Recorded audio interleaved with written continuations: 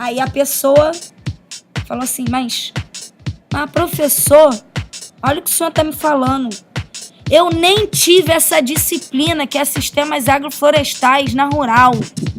Eu não tive essa disciplina, numa disciplina que ainda não era lecionada para o meu curso. Você chegou a argumentar isso com ele? Como é que eu posso dar um curso para os haitianos que estão vindo conhecer, professor? Eu não sou capaz disso. Se você não fosse capaz, eu não estava te ligando no final de semana, né? Eu tô dizendo que é para você ir lá e dar o curso. E aí você começou a se tocar na questão do potencial que essas pessoas estavam enxergando em você, essa confiança, inclusive, daquela menina que não passaria nem no vestibular, que não era aluna excepcional, que fazia isso, aquilo, outro, que chegaria lá. Como é que foi esse paralelo? Gente, durante a universidade, apesar dos professores gostarem muito de mim e já na universidade eu ter notas boas, que ainda na universidade, sim, bom, antes da universidade eu já estudava, mas na universidade eu passei a estudar mais ainda, porque antes disso, coitada da minha mãe, eu espero que meu filho não seja eu, porque, coitada, foram muitas noites aí em claro, falando, desse ano minha filha não vai passar, esse ano ela fica reprovada, mas enfim, nunca fiquei, sempre dei meu jeito lá e no perrengue eu passava. E aí aquele momento eu gelei. Aquele momento foi um momento assim que eu falei, nossa, que responsabilidade.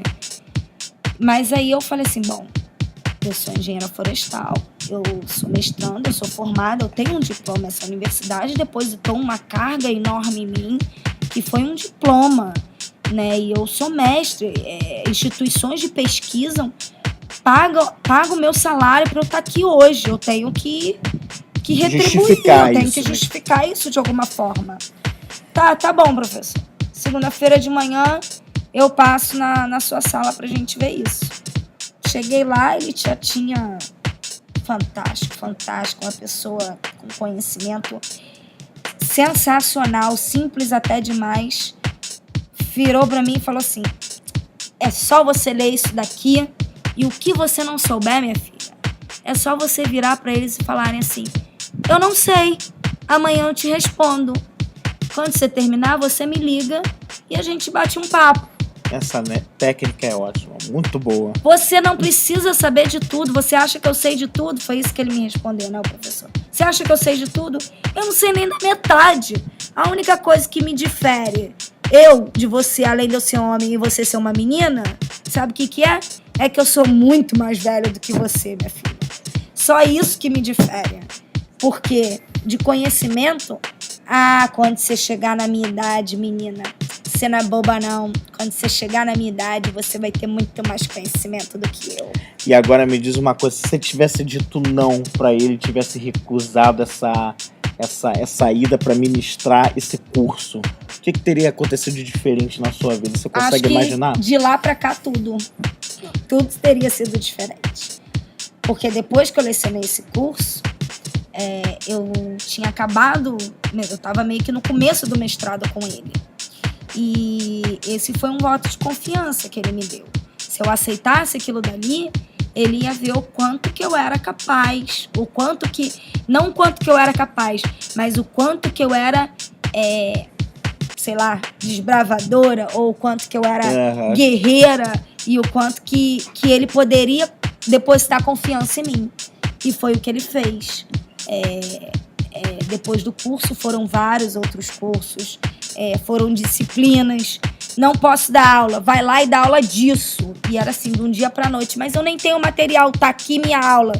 De noite tu consegue olhar isso daí, eu tenho certeza que amanhã você consegue dar 4 horas de aula sobre isso. Nossa. E aí começou. E aí eu já não me via mais, e aí eu já estava dentro do mercado de trabalho, eu já não era mais uma aluna. Eu ensinava os meus amigos, alguns que ainda estavam na faculdade, que ficaram um pouco mais para trás, eu dava aula para os meus amigos, então eu já não era mais uma aluna. Sabe? Aí já começou a cair minha ficha de caramba. Eu não sou mais uma aluna, eu já estou no mercado de trabalho. Muito bem. E aí como é que entra também esse paralelo, né? Você estava lecionando essas aulas, e quando é que entra a vida da consultoria na tua vida, Não, quer dizer, então, nessa parte profissional? Durante o meu mestrado, no meio do meu mestrado, esse professor faleceu, o orientador faleceu, e eu já... Foi uma morte bem traumática para todos lá, que na verdade foi um suicídio. E a universidade ficou desesperada, porque não sabiam nem onde que estavam as notas, as últimas notas dos alunos, sabe? E como eu já estava completamente inserida naquela vida dele, né? Eu sabia onde ficava tudo, inclusive ele era um bagunceiro, conseguia ser pior do que eu. Eu tinha arrumado as provas, eu tinha arrumado as coisas, tudo em envelopes e tal, na sala dele. Então, eu sabia onde que estavam as coisas. E aí, quando os professores, né, do departamento, que foi o departamento onde eu praticamente vivi a minha faculdade toda, que foi no departamento de civicultura, eles... Vanessa, vamos pedir ajuda, Vanessa deve ter alguma coisa.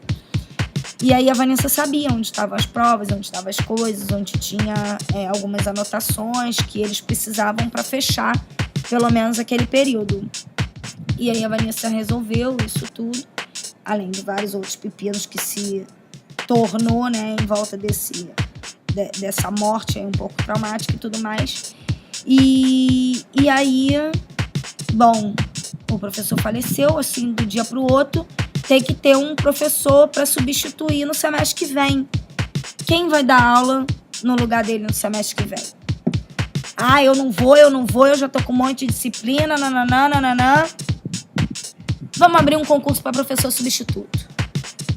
Beleza, vamos abrir um concurso para professor substituto. Eles decidiram lá.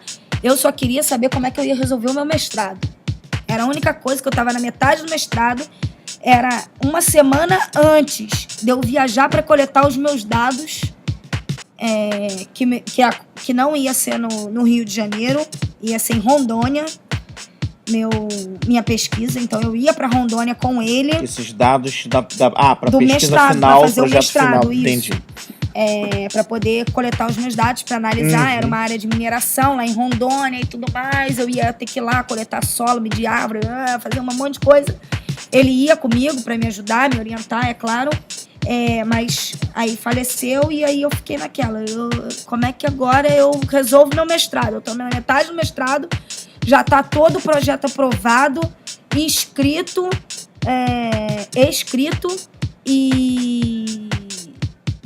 e agora? Como é que eu coleto esses dados? Como é que eu termino o mestrado?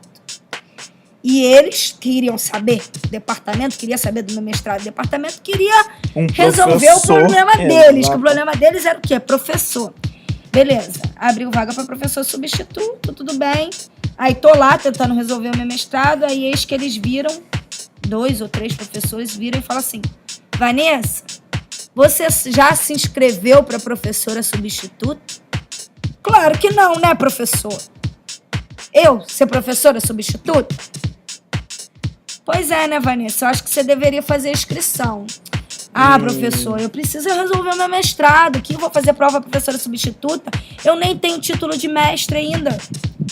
Ah, mas no edital lá não tá exigindo mestre não, Vanessa. Ah, é? Olha aí. Ah, tá. Tá bom, passou. Daqui uns dias, outro professor. Vanessa, tu já fez sua inscrição, né? Não. Vanessa, vai lá logo e faz sua inscrição, Vanessa. Professor, mas... Pô, você acha que não vão ter... Tem vários amigos aí já formados, com mestrado pronto. Você acha que essas pessoas não vão vir concorrer? Vanessa, a gente não tá te perguntando se você terminou o seu mestrado ou não. A gente está te perguntando se você fez a sua inscrição para professor substituto. Tá, tudo bem. Fui para casa, conversei com alguns amigos e tal. Falei, gente, estão perguntando se eu quero fazer inscrição para professor substituto. Ou seja, tinha uma confiança além do seu antigo orientador, além daquela professora que foi sua inspiração, tinham outros olhando ali, ali. vendo o teu potencial, vendo que você precisava ser essa pessoa. Pois é. E aí eu falei, Aí todo mundo começou a colocar pilha, né? Os amigos. Vai lá, faz logo sua inscrição, vai lá, deve ser boba, não sei o quê. Vamos lá ver o que precisa pra fazer essa inscrição, né? Fui lá, fiz inscrição e tal, aqueles trâmites todos, entrega documentação, entrega currículo, que na parte acadêmica se chama tal de currículo Lattes. Certo. Que tem lá todos os trabalhos que você fez, onde você estagiou, o que você publicou, o que você deixou de publicar. Fiz lá o meu currículo, entreguei lá, fiz a inscrição, não sei o que, teve uma prova e teve uma prova didática de dar aula.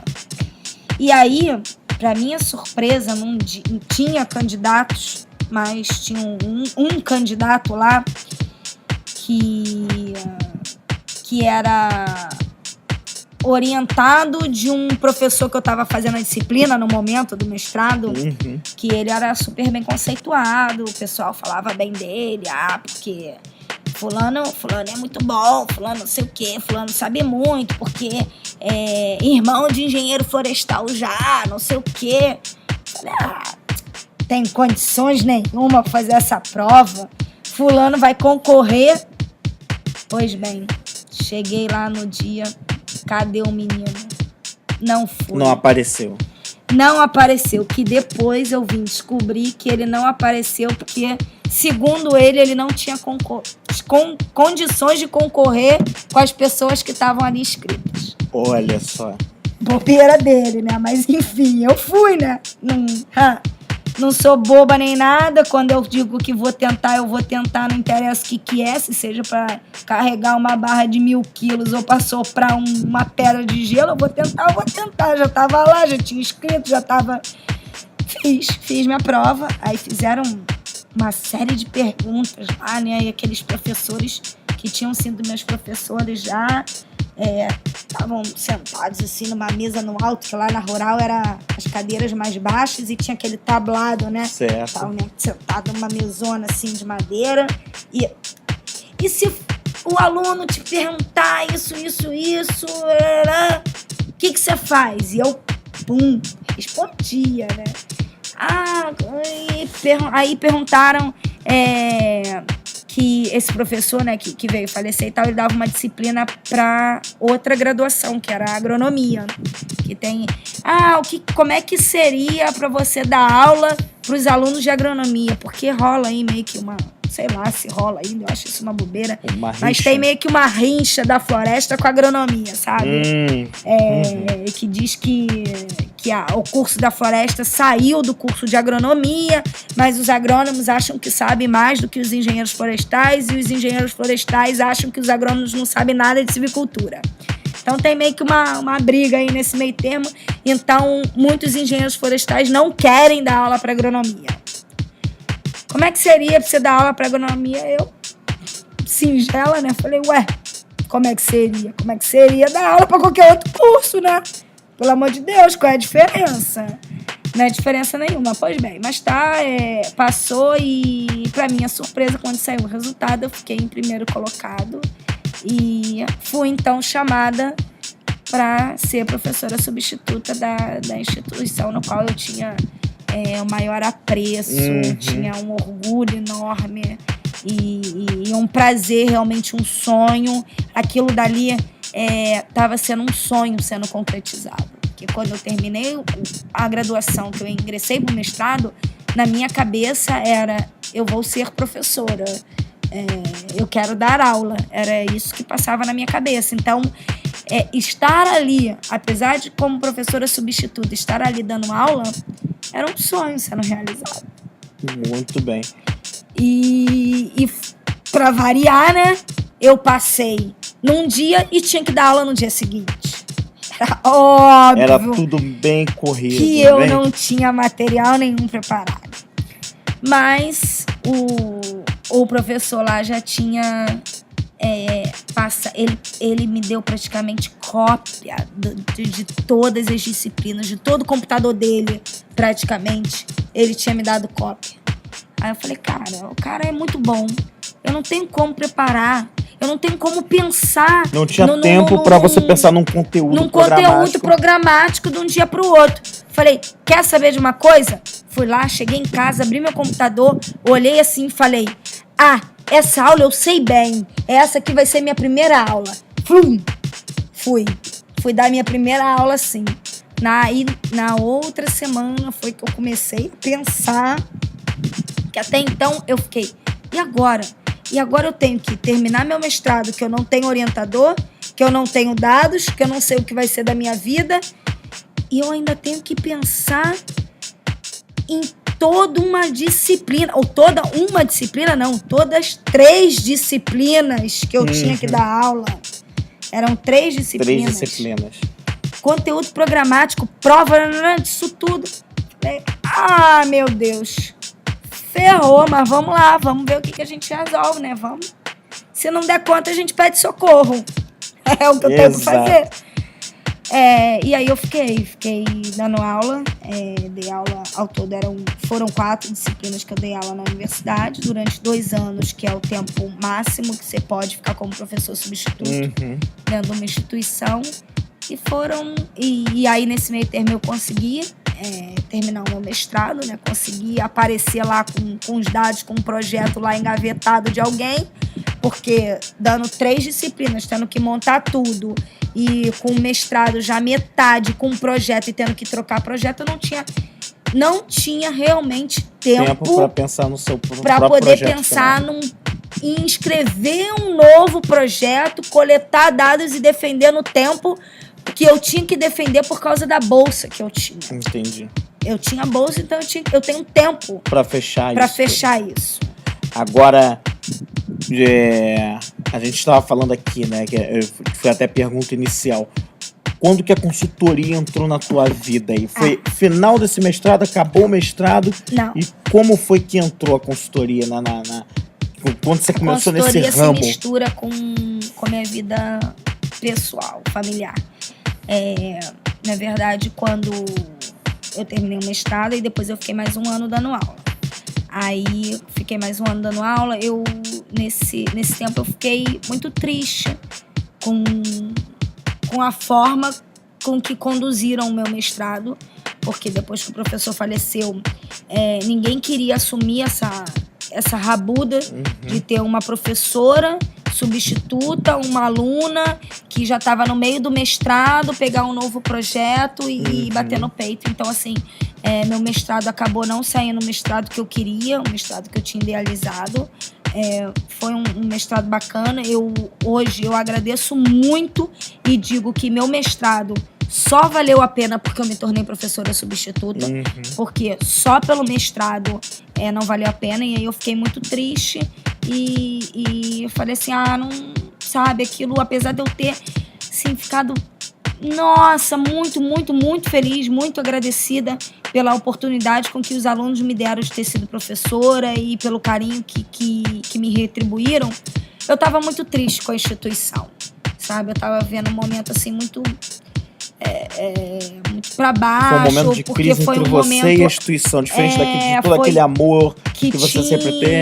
E aí os professores que sempre me deram apoio, muitos deles já não estavam mais, já tinham ido para outras universidades e seguido outros caminhos.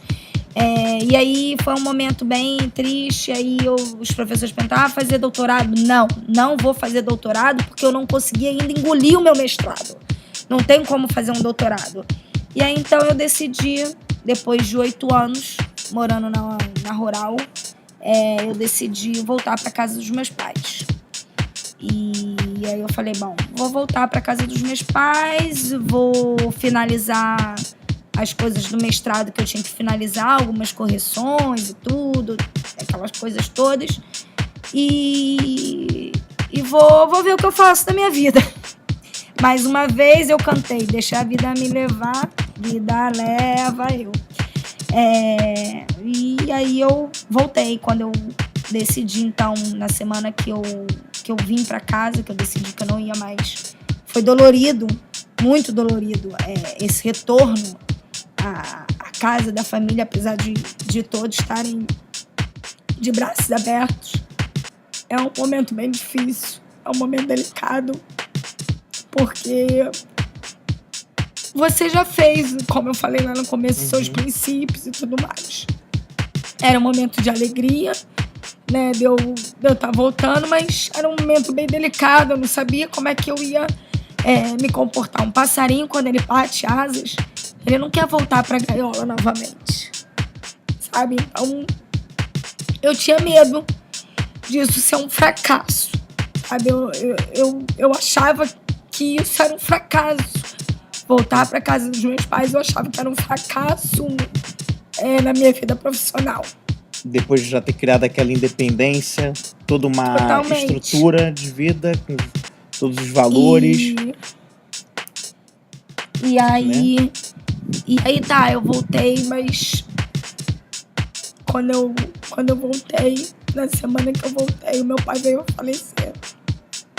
Foi justamente naquela época. Foi. E aí foi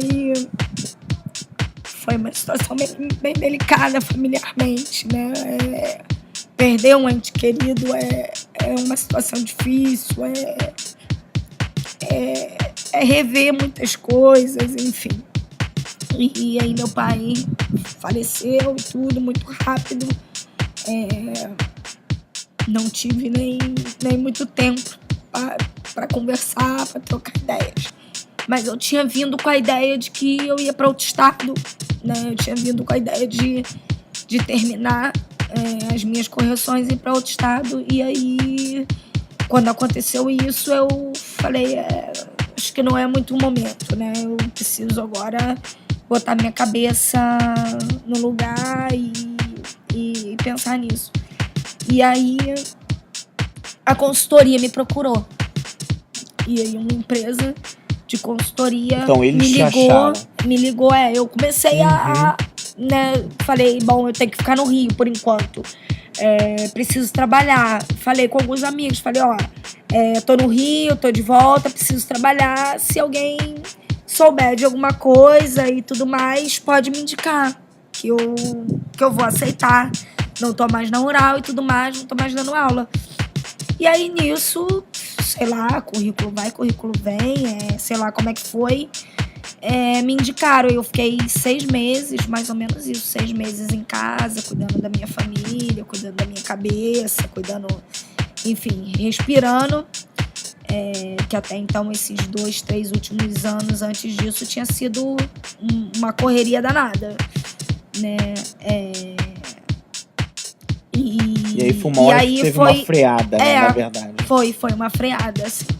E aí a consultoria me procurou e eu falei, tá, vamos lá, vamos ver o que é, né? O que essa empresa deseja. E aí participei de algumas reuniões e tudo mais, era um projeto novo, era uma empresa que não tinha trabalhado ainda no ramo da engenharia florestal, trabalhava só até então com água e tudo mais. Me procuraram porque tinham ganhado uma licitação lá de uns projetos e tudo. E aí eu comecei a trabalhar nessa empresa, que foi a primeira, vamos dizer assim, é a primeira empresa de consultoria que eu trabalhei. E desenvolvi lá projetos com reflorestamento, com educação ambiental. E, enfim, engenheiro é aquilo, né? Você é engenheiro, você é motorista, você é RH, afinal de contas, o que a empresa vira pra você e fala, você não é engenheiro? Então, dá teu jeito. Dá o teu jeito, exatamente. Entendeu? Então, eu comecei a ser tudo. A trabalhar me deram, assim, um bocado de folha na mão e falaram, esse é o projeto. Dá teu jeito aí, vê o que você tem que fazer pra isso aí sair. Ganhamos essa licitação aí, só que não me deram eu não sabia nem valor, quanto que eu podia gastar ou quando eu não podia gastar. O orçamento, né? Orçamento eu não tinha, eu tinha um projeto e falaram assim, ganhamos isso aí, tem que fazer, dá teu jeito. Agora me diz uma coisa que acontece, que eu vejo acontecer com muitos engenheiros no mercado, aqueles que estão saindo da faculdade, acabaram de se formar, e vão entrar no mercado de trabalho, né? Muitos deles enfrentam aquela coisa de querer ganhar o que é o piso inicial do engenheiro, essa coisa toda. Como foi isso pra você? Você teve essa coisa do piso inicial, você brigou por isso, ou você só simplesmente foi e encarou o que tinha que ser? Ou você realmente teve e ganhou dentro do piso? Como é que foi? Gente, pelo amor de Deus, uma menina vinda de uma família pobre, humilde, no qual vendia docinho, vendia não sei o quê, pra comprar rifa de colégio, pra poder ser rainha. Trabalhou como trocadora de van pra poder pagar sua viagem, que queria viajar. Que era um piso de engenheiro para aquela pessoa? Isso aí nunca passou pela minha cabeça. Eu achava, porra, legal, existe uma coisa que se chama piso. Battery is low. Please recharge in time. Nossa, a gente está aqui com um aparelho aqui de caixa de som Bluetooth e que disparou aqui sozinho. Mas voltando ao piso, então, a questão do... Eu sabia que tinha um piso, gente. Mas também tinha plena consciência de que a maioria das empresas, piso é o que eu piso.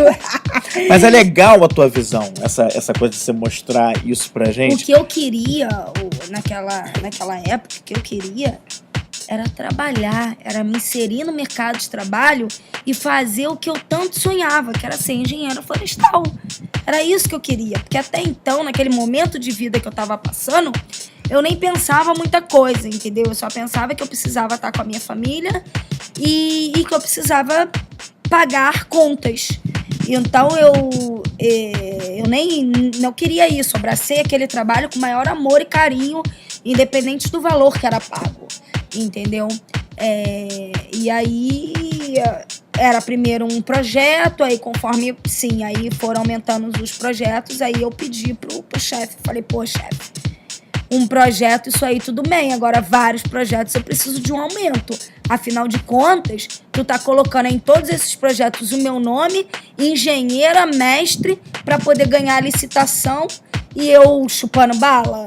E aí sim foi a hora de pleitear. É muito legal essa visão que você está trazendo, porque a gente vê muitos casos, não só no mundo da engenharia, não, mas em algumas outras profissões, onde o pessoal sai da faculdade e já quer ganhar o tal do piso, ou quer ter aquela situação toda e tal. As minhas contas sempre foram o seguinte: quando eu era estagiária lá, que eu tinha uma bolsa de iniciação científica, que era uma merreca, eu sobrevivi com aquilo. Aí quando eu passei para mestrado, a bolsa já era bem maior, falei, opa, beleza, se sobrevivia com a do mestrado, eu posso posso dar um up na minha vida e ainda guardar um dinheiro. Opa, beleza, aí eu virei bolsista de mestrado e professora substituta. Aí eu tinha 2 rendas. Falei, caraca, que maravilha! Eu tenho mestrado e ainda tenho professora substituta. Ah, eu já vivo bem com a do mestrado. Substituta a gente guarda. Vai que acontece alguma coisa, né? Pois é, esse tempo aí, depois que eu fiquei esses 6 meses em casa, foi o que me sustentou. Foi o dinheiro que eu tinha guardado. Aí, quando eu comecei na empresa, eu somei. Bom, se eu conseguia viver com a do mestrado, lá em Seropédica, aqui no Rio, a condição de vida é bem maior, apesar de eu não ter que pagar aluguel, porque hoje eu tô na casa dos meus pais. O custo de vida, mesmo assim é caro. Então, se eu receber alguma coisa próximo do valor que eu recebia com do mestrado e com de professor, já dá um bom começo. Já consigo viver, né? Já vou poder tomar uma cerveja final de semana. Então, pra menos do que isso não dá. Menos do que isso vai ficar difícil. Tem que ser mais ou menos ali. Era mais ou menos aquele valor ali. Eu falei, tá bom, depois a gente vê como é que fica. Depois a gente vê como é que vai. E a maioria dessas empresas de consultoria não contrata você como engenheiro. eles contratam você como coordenador de projetos. Você não é mas contratada como engenheira porque coordenador de projetos, o piso, o tão famoso o tão famoso piso é muito menor do que de engenheiro. Isso é um fato que tem que ser explicado. Você é coordenador de projeto, você é especialista de qualquer negócio, você é o faxineiro, menos o engenheiro. Menos o engenheiro. O engenheiro você só é na hora de assinar o projeto, assinar os relatórios e o seu nome lá naquela equipe técnica para a formação do projeto. Aí eles colocam lá com aquela letra garrafal e na frente ainda coloca assim, mestre, doutor, PhD, porque isso tem peso na hora de concorrer à licitação. Sim, muito bem. Então, só aqui também mais um fato que é interessante. Por quantas consultorias você passou? Desde que você... Não, consultoria foi essa, que a primeira, e a que eu tô agora. A outra não foi consultoria, foi um convênio. Foi um convênio. Não foi uma ONG, né, mas que estava dentro de um convênio feito com o Estado e tudo mais. Então, não era uma empresa de consultoria. Muito bem. Era mais estadual do que efetivamente uma consultoria. Eu prestava serviço para o Estado. Entendi, muito bem. Então, para a gente encerrar aqui, queria que você me dissesse aqui, né? A gente está chegando aqui ao final desse bate-papo. Depois de 8 anos de formada, agora finalmente eu sou contratada como engenheira. Um dia isso chega, né? Olha, isso é mais uma mensagem importante, né? Que apesar de tanto tempo tentando, depois né? de 8 anos de formada, finalmente eu consigo chegar ao tão famoso cargo de engenheiro. Muito bem. Porque até então, nada disso. Então, pra gente começar a fazer esse encerramento aqui, o que você acha que, hoje, olhando para trás, todas as conquistas que você teve, passo a passo, lecionando as aulas lá, um pouco antes disso, o reconhecimento dos professores, até chegar a esse ponto que sim, você virou engenheira, foi contratada como engenheira, passou pelo mestrado, teve um reconhecimento dentro da universidade onde você estudou e lecionou as aulas. O que você acha que foi o diferencial para você chegar e alcançar tudo isso que você alcançou até hoje? Olhando para trás, assim, o que você acha que você fez de diferente lá atrás que trouxe você como a Vanessa de hoje? Como profissional, como pessoa, o que você acha aí que foi Acho que se eu falar o que eu acho, vão achar que eu sou uma pessoa na qual eu não sou. Mas a única palavra que vem na minha cabeça é humildade, sabe? O que eu posso dizer é que eu nunca destratei um faxineiro que fosse, sabe? Eu acho que assim, o faxineiro tinha alguma coisa pra me ensinar.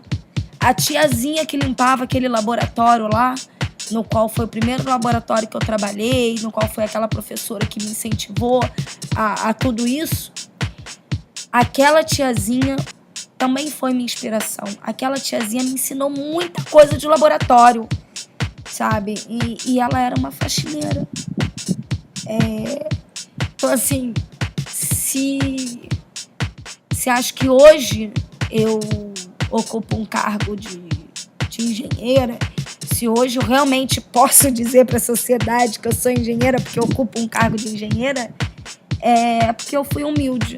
Eu fui humilde de ouvir as pessoas nas mais diferentes classes sociais, nas mais diferentes situações, sabe? E ver que, como eu falei lá no começo, aquele namorado lá, que eu fiquei com raiva e tudo mais, hoje, eu, apesar de ter ficado com muita raiva, eu hoje consigo enxergar que ele tinha muita razão, sabe? Então, ouvir as pessoas, por mais que você discorde, eu acho que é um aprendizado muito grande, sabe? Eu hoje coordeno uma equipe de 15 serventes de reflorestamento. Para muitos, isso significa 15 peões, raça ruim, desgraça. Eu não. Eu costumo dizer que eu estou à frente de 15 meninos. Meninos esses que trabalham com uma enxada na mão diante de um sol de de uma sensação térmica de sei lá quanto que tá fazendo nesse Rio de Janeiro, Esse mas verão acho que carioca. é uns 50 graus, que ficam com uma enxada na mão para fazer aquele projeto ali ir para frente, e para a engenheira tomar fama e dizer assim: o projeto que a engenheira coordenou deu certo. Sabe? Não é bem a engenheira que tem que tomar fama. Quem tem que tomar fama são aqueles meninos que estão ali, que estão com aquela enxada. Porque não adianta eu ter pensamentos brilhantes se eu não tenho 15 pessoas ou mais acreditando em mim e fazendo, realmente executando o que eu penso, levando para frente as minhas ideias mais loucas que sejam. Se aqueles meninos não fizerem as coisas que eu acredito que vão dar certo, eu vou ser uma merda de engenheira, porque o projeto não vai dar certo. O projeto não vai dar certo por causa do engenheiro, sabe? E que não fez nada de pegar a mão na enxada e ir lá e peitar aquele sol, e peitar aquele mato, e peitar subir morro, descer morro, e falar assim: caraca, olha que legal, isso aqui era um mar de terras improdutivas, sabe, jogada mais um número, e hoje isso está se tornando uma floresta. Hoje isso tem biodiversidade, hoje isso é fonte de água, isso é fonte de alimentos para um município inteiro, para um estado inteiro. E quem ganha fama é quem? O engenheiro, o gestor do projeto. E quem fez? E quem fez aquilo dali não foi o engenheiro, gente. O engenheiro, ele só coordenou aquilo dali, mas se não tivessem aquelas pessoas para fazer realmente aquilo dali, nada teria sido mudado. Então eu acho que é essa a lição que eu levo para minha vida. Se não tivessem os serventes, se não tivessem os faxineiros, se não tivessem os amigos que tivessem discordado de mim, e se não tivesse as milhares de pessoas que passassem pela minha vida, eu hoje não teria sido engenheira. Muito bem. Olha, eu tô aqui muito feliz com o que a gente pegou aqui desse programa, porque eu acho que deu para sentir, se deu para vocês sentirem aí, para vocês que estão ouvindo aqui, que a emoção dela ao falar tudo que ela falou durante toda a entrevista, principalmente nos momentos, tiveram alguns momentos ainda mais sensíveis, e isso aqui não tem preço. A mensagem que o programa quer passar, o que esse episódio quer passar, realmente assim, não tem preço. Eu considero a Vanessa uma guerreirona, né? Não é porque é minha comadre, mas a história dela de vida é realmente sensacional. E sempre vai ser um exemplo, essa história de vida dela. E eu tô feliz que eu consegui fazer esse bate-papo nosso aqui. Eu já sabia de muita coisa que ela contou aqui, mas surpreendentemente tiveram coisas novas nessa conversa e que eu vou levar de lição para minha vida, e que eu espero que todo mundo que está ouvindo aí também leve para as suas. Ou seja, não tem coisa impossível, não tem questão da família de onde você veio. Você pode ser pobre, mas você pode vencer na vida, você pode chegar lá, e obstáculos vão ser, mas se você faz bem o que você tem que fazer, você sempre vai ser reconhecido. Então, o que eu tô vendo na prática aqui, a história de uma pessoa do meu lado, próxima a mim, de que realmente as coisas acontecem desde que você haja, trabalhe para que isso tudo aconteça. Olha, muito obrigado, Vanessa, valeu mesmo pela entrevista, pelo bate-papo, não entrevista, bate-papo mesmo. E a gente volta com um próximo episódio do Vem Comigo, esse podcast novo aí, com uma próxima entrevista. Vão ter outros bate-papos, na verdade, aí mais pra frente, com outras pessoas, com mais histórias inspiradoras. Obrigado, e Vanessa, fica à vontade se você quiser dar um recado final, ou até onde as pessoas acham a Vanessa, se você quer ser achada ou não. Tem um e-mail da Vanessa, tem o site da Vanessa. Eu sou Vanessa, não sou da mata, mas sou da mata. Então vocês não me achem, porque eu quero estar na mata. Não, gente, brincadeira. Eu me sinto lisonjeada por ter recebido essa proposta do meu compadre. Não me enxergo dessa maneira com que ele diz. Acho sim que sou uma guerreira, vou morrer sendo uma guerreira, porque sou brigona e vou brigar e vou lutar eternamente.